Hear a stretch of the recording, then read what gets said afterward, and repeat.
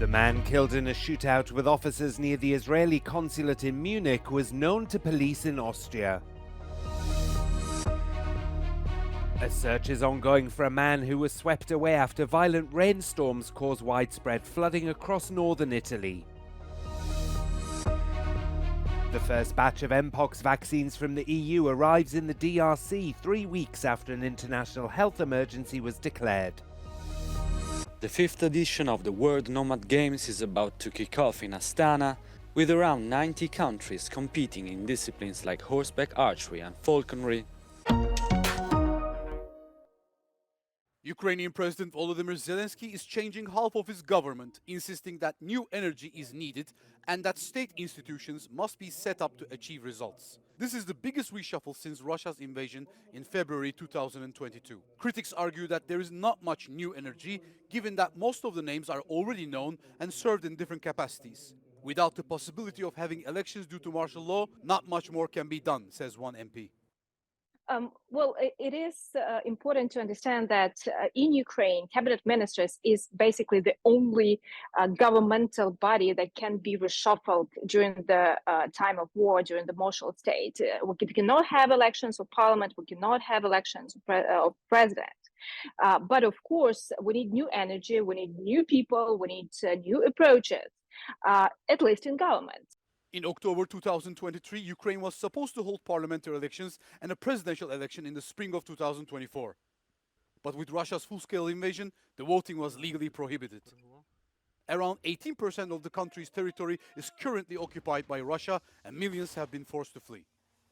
We do expect organization of even new ministries due to the the situation that we have so many people abroad, and we have to have this better communication with them. So just Minister of Foreign Affairs cannot do that.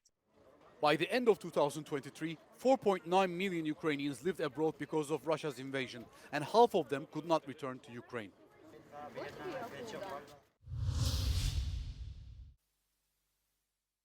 The man killed in a shootout with officers near the Israeli consulate in Munich was known to police in Austria. Searching his home in Salzburg, police say the man, identified as 18-year-old Emre I, had come to the attention of police in February last year and had been investigated for terrorist links. Ja, aus Vorfällen im Jahr 2023 hat die zuständige Sicherheitsbehörde, die Bezirkshauptmannschaft Salzburg-Umgebung, das polizeilich angeregte Waffenverbot bestätigt, und dieses hätte bis 2028 Gültigkeit. Emre I, identified by police as an Austrian national with Bosnian roots, was spotted by police near the Israeli consulate carrying a long firearm. He engaged in a shootout with 5 local police officers who opened fire with their service weapons. Authorities believe he was planning an attack on the Israeli consulate, but the motive is still being investigated. Zur Motivlage kann man zum aktuellen Zeitpunkt natürlich noch nichts sagen. Auch das wird Gegenstand der Ermittlungen sein. Wir sind natürlich an so einem Tag wie heute entsprechend sensibel und waren auch hier mit Objektschutzkräften auch vor Ort. Israel's foreign ministry said the consulate in Munich was closed when the shooting occurred. The incident comes on the 52nd anniversary of the attack by Palestinian militants on the Israeli delegation at the 1972 Munich Olympics. That ended with the deaths of 11 Israeli team members, a West German police officer, and 5 of the assailants. In a tearful interview, Italy's culture minister Gennaro Sangiuliano confessed to having had an affair with influencer Maria Rosaria Boccia. He had also nominated her as his advisor for major events, which Boccia shared in a post on Instagram. He apologized to the government, his collaborators, and his wife, saying Boccia's nomination has since been revoked.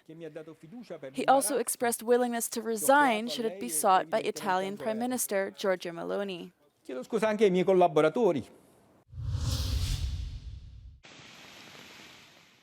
A wave of violent rainstorms has battered parts of northern Italy, flooding Milan and raising fears for the life of a man who was swept away in the Piedmont region. Local rescuers said they were searching for the missing 58-year-old after his tractor overturned in flood water. A river overflowed in Val di Susa, collapsing 2 bridges, blocking a provincial road and isolating about 50 people in 2 villages. 2 other northern regions, Lombardy and Veneto, were hit by widespread flooding which caused damage and disruption in the city of Milan.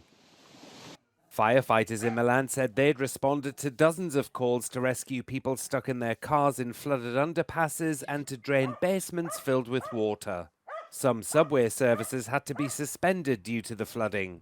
Scientists warn that the climate crisis is increasing the frequency of extreme weather events such as heat waves, droughts and flooding. They say storms are becoming heavier because warm air can hold more moisture. Southern Italy has recently been suffering a severe drought, causing massive problems for local agriculture and tourism, especially in the islands of Sicily and Sardinia.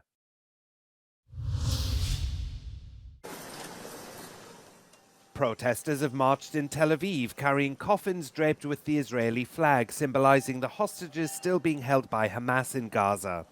Around 70 Israelis are thought to be held captive following the Hamas incursion into Israel last October. Protesters are angry at Prime Minister Benjamin Netanyahu for not doing enough to secure their return. On Wednesday, Netanyahu said Israel must keep open-ended control of Gaza's border with Egypt, which protesters fear could derail ceasefire talks.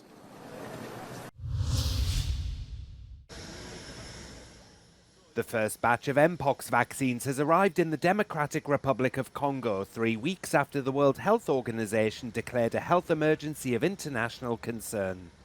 The 100,000 doses manufactured by the Danish company Bavarian Nordic have been donated by the European Union through HERA, the bloc's agency for health emergencies. These deliveries are part of the 215,000 vaccine doses that the European Commission's HERA, that is the Health Emergency Preparedness and Response Authority, procured and also pledged to share with affected countries in Africa. Congolese authorities confirmed a further 100,000 doses are expected to be delivered from the EU on Saturday. UNICEF will run the vaccination campaign in the most impacted provinces of the DRC, but it's unclear when the vaccination drive will begin. About 380,000 doses of Mpox vaccines have been promised by Western partners such as the European Union and the United States. The majority of Mpox cases and deaths are in the DRC, where the new variant was first detected and where most infections are in children under 15. Following the global Mpox outbreak in 2022, wealthy countries quickly responded with vaccines and treatments from their stockpiles. However, only a few doses have reached Africa despite pleas from governments there.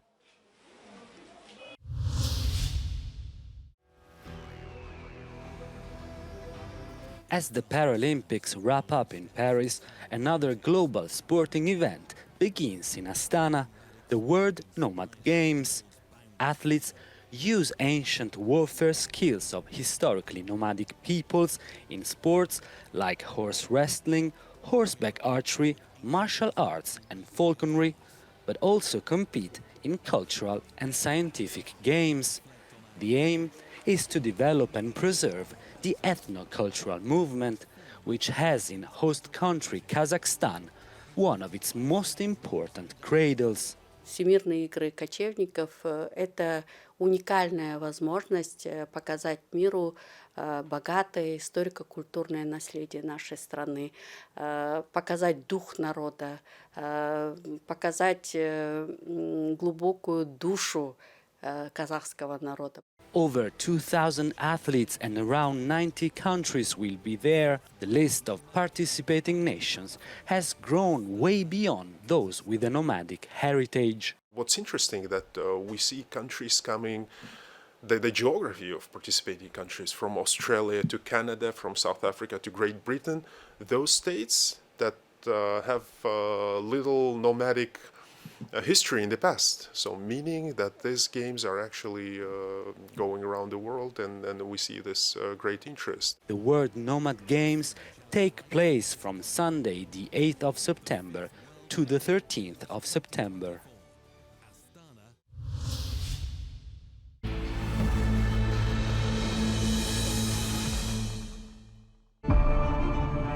Ce mur, construit au cœur de la forêt polonaise de Białowieża, sépare depuis 2 ans la Biélorussie à ma gauche de la Pologne. Un rempart contre l'afflux de milliers de migrants dont Minsk est accusé d'orchestrer le passage en force vers l'Union européenne. Un sujet qui polarise plus que jamais l'opinion polonaise.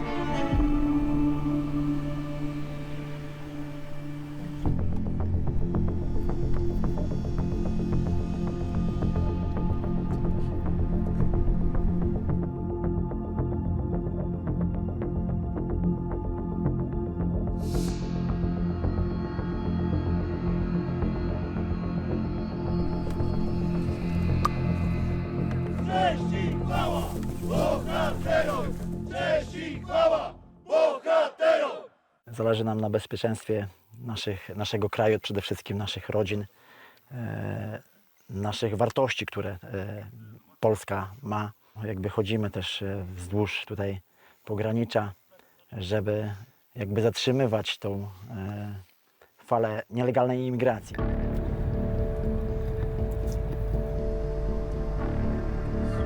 Jeżeli chodzi tutaj o Pani nagrywanie, nie wyrażam swoich nagrań.